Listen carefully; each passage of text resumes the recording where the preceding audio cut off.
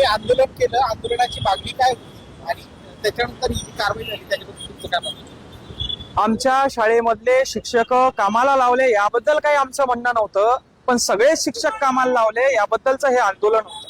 बरं, असंही नाही की तहसीलदारांना सांगितलं नाही, असंही नाही नाईब तहसीलदारांना सांगितलं नाही, असंही नाही शिक्षण अधिकाऱ्यांना सांगितलं नाही, पण तुम्ही सगळेच जर का बहिरे होऊन बसला असाल तर आवाज आमचा कुठतरी आम्हाला वाढवावा लागेल. आणि तुम्हाला एकच सांगायचंय, सगळेजण अन्याय सहन करणार नाही, कुणाला तरी समोर यावं लागेल, कुणाला तरी आवाज उचलावा लागेल, या सिस्टमच्या विरोधात आवाज उचलावा लागेल. आज जन्माच्या प्रमाणपत्रापासून तर मृत्यूच्या प्रमाणपत्रापर्यंत भ्रष्टाचार बोकाळलाय.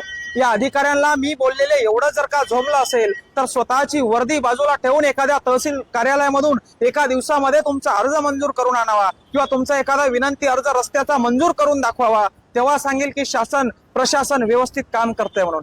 तुम्ही व्यवस्थित काम करताय, तुमच्यावर कामाचा लोड आहे, याबद्दल आमचं काहीच म्हणणं नाही, पण तुम्ही आमच्यासाठी आहात, आमचं म्हणणं तुम्ही ऐकून घ्यावं, त्याच्यावर प्रश्न या ठिकाणी तुम्ही मार्गी लावात, यासाठीचा हा उद्रेक होता. आणि तुम्हाला जर का असं वाटत असेल की मंगेश साबळेवर गुन्हे दाखल केले, मंगेश साबळेला तुरुंगात टाकलं आणि आता मंगेश साबळे शांत बसेल, गोळ्या जरी झाडल्या तरी हा साबळे शांत बसणार नाही. शेतकऱ्यांसाठी, गोरगरीब कष्टकरी बांधवांसाठी या ठिकाणी उठलेला हा आवाज आहे.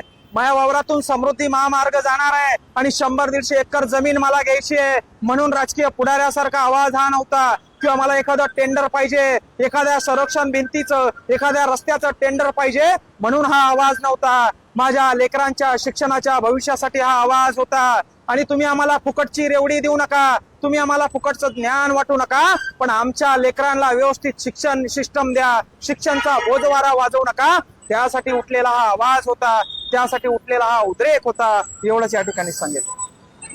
नक्कीच राजकीय षड्यंत्राच्या माध्यमातून आमच्यावर गुन्हे दाखल करण्यात आले, आमचा आवाज दाबण्याचा प्रयत्न करण्यात आला, पण त्या राजकारण्यांना मी सांगू इच्छितो, साबळे हा तुमच्या 4 दिवसाच्या तुरुंगानं किंवा 4 दिवसाच्या हर्सुलच्या जेलनं दबणारा नाहीये. अरे एवढा भ्रष्टाचार आज या महाराष्ट्रामध्ये बोकाळलाय, याच्यावर साबळे आवाज उचलणार आहे. आज हर्सुलचं तुरुंग सोडलं, हर्सुलचे या ठिकाणी पोलीस अधिकारी सोडले, तर बाकीकडं सगळीकडं भ्रष्टाचार या ठिकाणी बोकाळले.